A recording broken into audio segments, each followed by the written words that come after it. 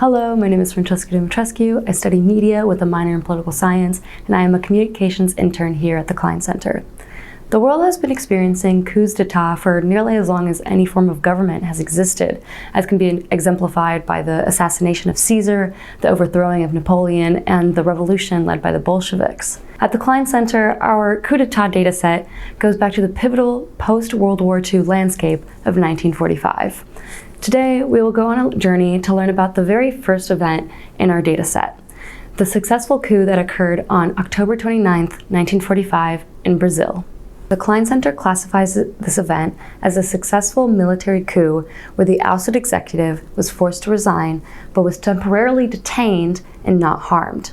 To fully understand this classification and what caused this coup event, join me as we go through some Brazilian history.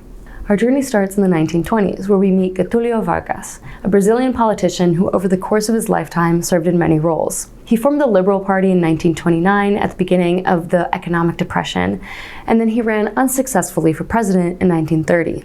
However, Vargas partnered with politically powerful friends to lead the revolution of 1930 that overthrew the oligarchic republic of the time and placed Vargas in power. Thus began the Vargas era.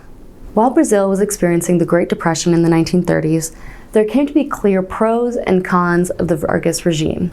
On one hand, Vargas enhanced the agricultural sector, pushed for industrialization that would support domestic manufacturing, and passed legislature that supported the working class.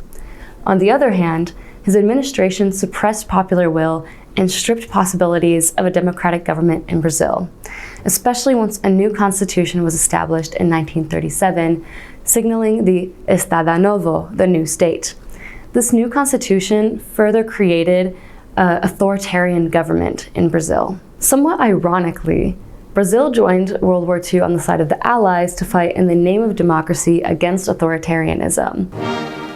Today, the friendship founded between President Roosevelt and Brazil's President Vargas becomes a military alliance. The solemn pact signed by these two American nations weld them more closely now than ever before. This inflamed and contributed to pro-democracy protests happening in the country, and the suppression of political freedom in Brazil caught up to Vargas.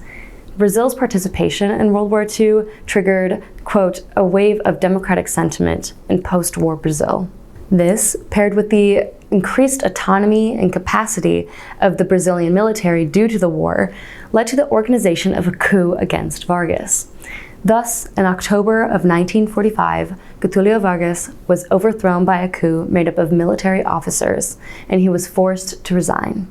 Vargas's military deputy and Brazil's Chief Justice, José Linhares, was appointed by the military to serve as interim president until December of 1945, when an election was held. The elected president, Vargas's Minister of War, General Eurico Gaspar Dutra, took office in January of 1946. Dutra's administration has been noted as an era of the restoration of constitutional democracy in Brazil. While Vargas was no longer president, he remained active in politics and in fact was once again president from 1951 to 1954, when he took his own life. Each data point in the Cline Center coup d'etat dataset has its own unique story that goes beyond the coup event that took place. This was the story of the successful military coup that took place in Brazil on October 29th in 1945. Thank you for tuning in to learn about this historical coup event. Here at the Cline Center, we continue to track coup events worldwide. Find out more about how we track coups and what coups have occurred via interactive maps and lists in the link in the description down below. You can also find us on LinkedIn at the Cline Center for Advanced Social Research, on X/Twitter at Cline Center, and on Blue Sky at cline-center.bsky.social.